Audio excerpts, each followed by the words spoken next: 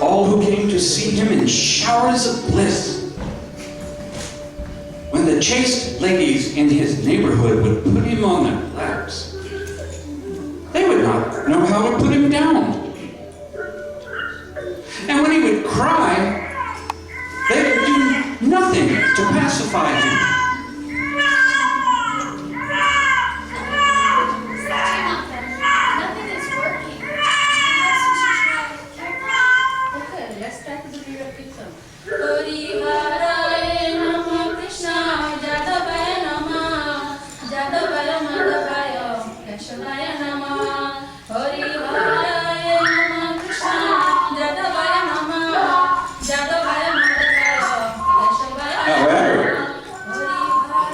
Sang the names of Lord Hari, a smile at once appeared on the Lord's moonlight face. Hearing the clapping and singing of the ladies, the infant Lord would dance on their laps, making them sing Lord Hari's name with more enthusiasm.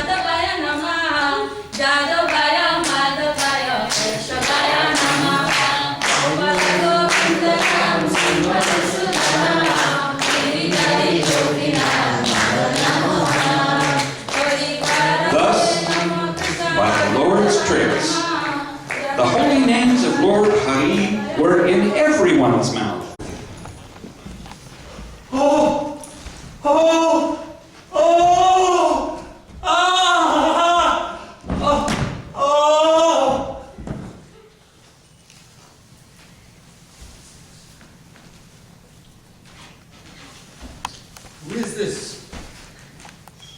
the countenance of this sannyasi. This is so rare to see. Such expression of love for the deity. Only in the most liberated souls, and very rarely seen, has this symptom appeared. Guards! Guards! Come, please, take this sannyasi to my home, so he will be safe.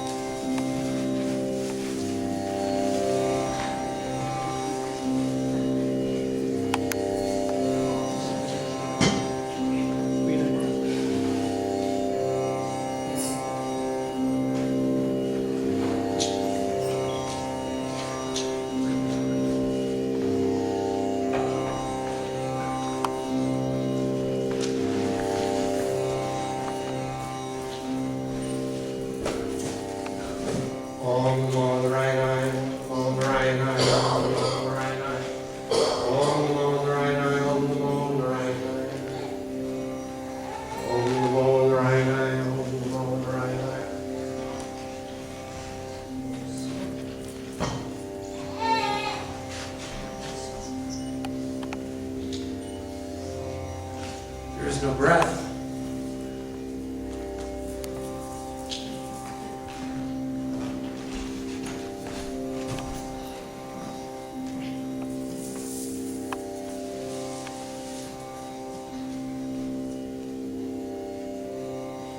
In the Shastra it says that if I put some cotton swab, maybe I can detect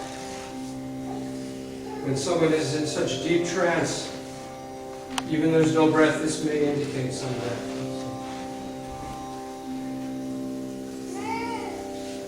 Ah, there is some breath. How can this be? What is the nature of this sannyasi? Exhibiting these rare symptoms. Om Namo Narayana, Om Namo Narayana, Om Namo Narayana. Sarbabuma Bhattacharya, please let us enter into your home. Yes, please. Ah, Nityananda. It's so nice to see you. Thank you for honoring my house. And Gopinathacharya, my brother-in-law, my dear brother-in-law, thank you so much for coming. What can I do for you? I am unhappy to see my Lord lying unconscious. Yet I am happy, knowing that he is here. Hare Krishna, Krishna Krishna, Hare Hare, Hare Rama, Rama Rama, Hare Hare, Hare Krishna, Krishna Krishna, Hare Hare, Hare Rama, Hare Rama, Hare Hare, Hare Krishna, Krishna Krishna, Hare Hare, Hare Rama, Rama Rama, Hare Hare, Hare Krishna, Krishna Krishna, Hare Hare, Hare Rama,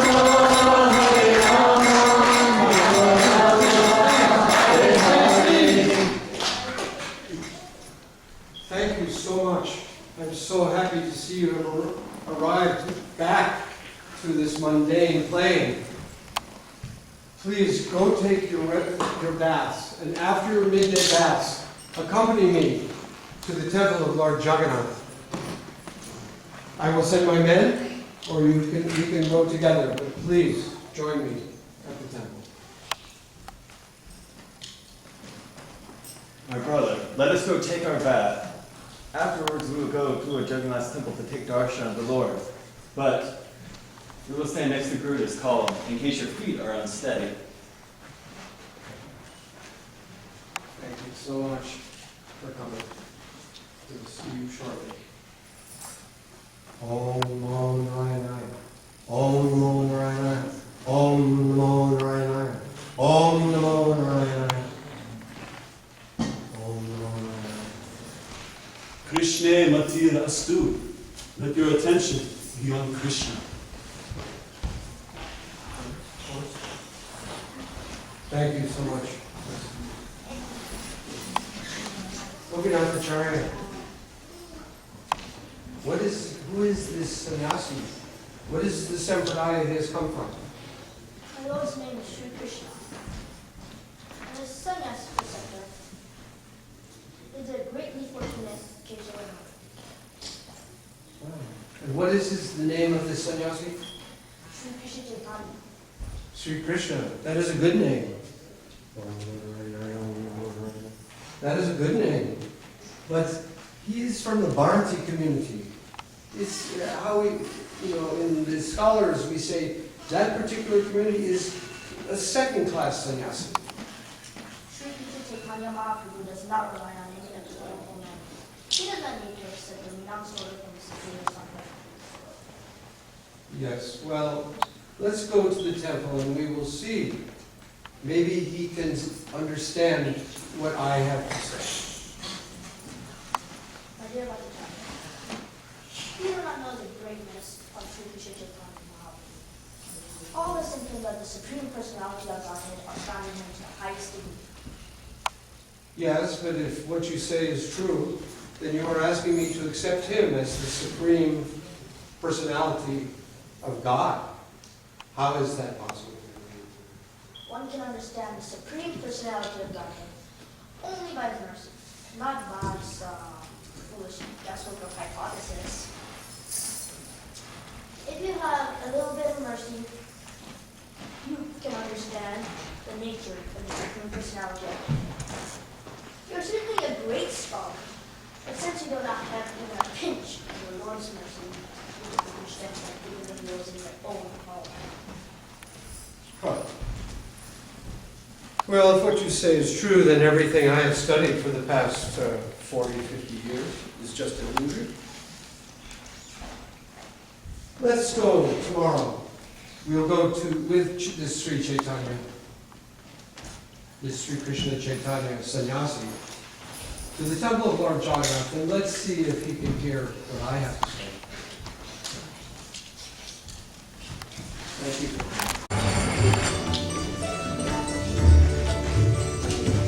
My Lord, I have some news for you. Gopinathacharya, it's you. Please, do tell me what's on your mind. Sarbabuma Bhattacharya has invited you to go to the temple tomorrow morning for Darshana. But he says he wants to give you knowledge that will secure your renunciation. Yes, I will hear from him. But my Lord, he has made many false arguments to oppose your position. He subjugates scriptures to his bad logic, and misleads so many students by explaining that ultimate truth to be ultimately formless.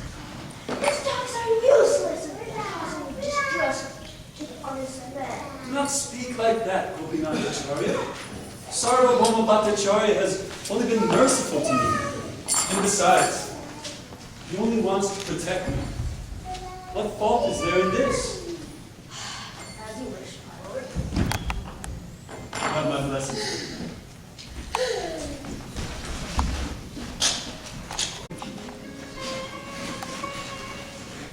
Inside the temple, Sarbabuma Bhattacharya offered Chaitanya Mahaprabhu a seat, while he himself sat down on the floor out of due respect for a sannyasi.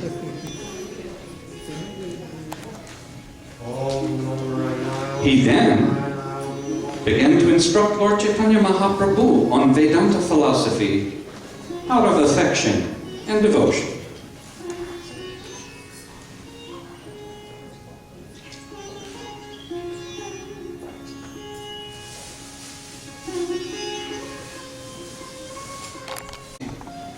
To hear the Vedanta, Atato Brahma Vinyasa, the beginning of all knowledge, from a qualified person, a superior person. So I would like to help you in your enunciation. You've only been merciful to me, Sarbabuma Bhattacharya. And therefore, I think it my duty to obey your order. Thus, for 7 days, continuously, Sri Chaitanya Mahaprabhu listened to the Vedanta philosophy expounded by Sarbabuma Bhattacharya. However, Chaitanya Mahaprabhu did not say anything, nor did he indicate whether it was right or wrong. He simply sat there and listened to the Bhattacharya. On the 8th day, however, Sarbabuma felt something amiss. My dear Swamiji, I cannot understand what is in your mind.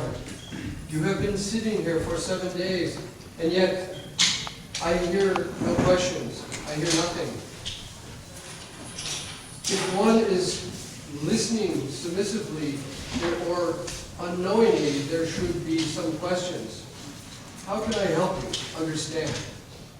I am a fool and cannot understand Vedanta Sutra.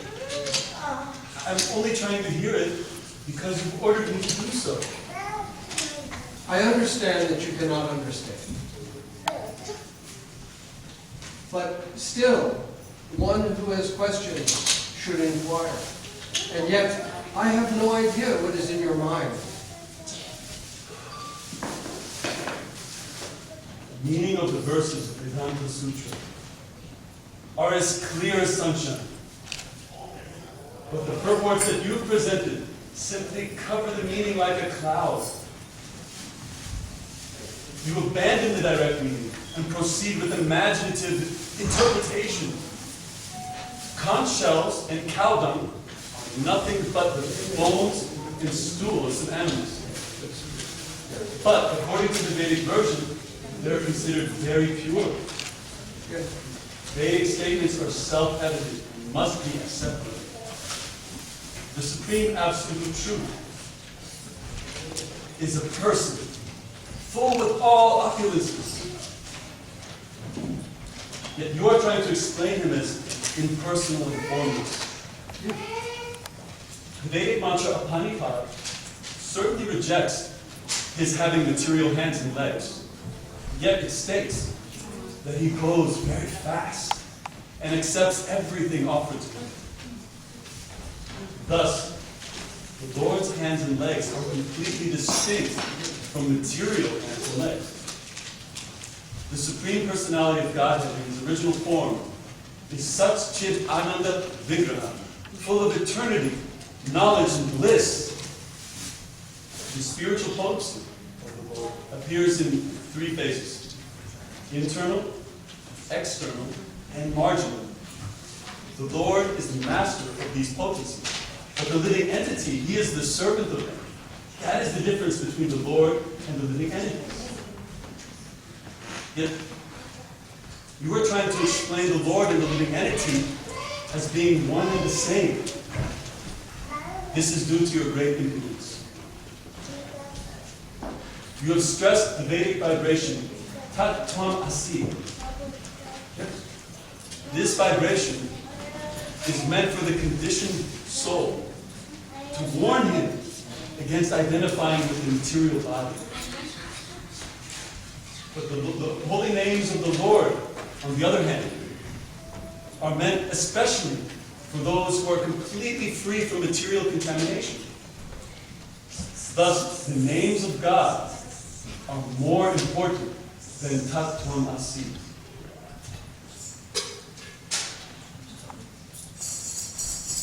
If what you say is true, then all that I have been studying, all that I have known, all that I have heard from my authorities is illusion. How can this be?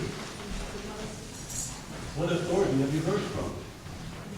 I have been studying Vedanta my whole life, and I have never heard this conclusion. But now you are telling me, and I am beginning to hear. And it is crushing me, like a boulder. Even the liberated soul, free from false identification, he is still acting in relationship with the Supreme Personality of Godhead. The Supreme Lord, he is the central point of all relationships. And pure devotional service unto him is one's real occupation. And the ultimate attainment of love of Godhead is the goal of Godhead. These three subjects are described in the Vedic literature. Do not be astonished. Do not be astonished. Even self-satisfied sages are attracted to the loving service of the Supreme Lord. Thus are the transcendental qualities of the Lord. It is not possible to explain them. My dear Chaitanya, my dear Sri Krishna Chaitanya, all glories to you, for you have opened my eyes. And now I surrender to you. You are my teacher and my guru.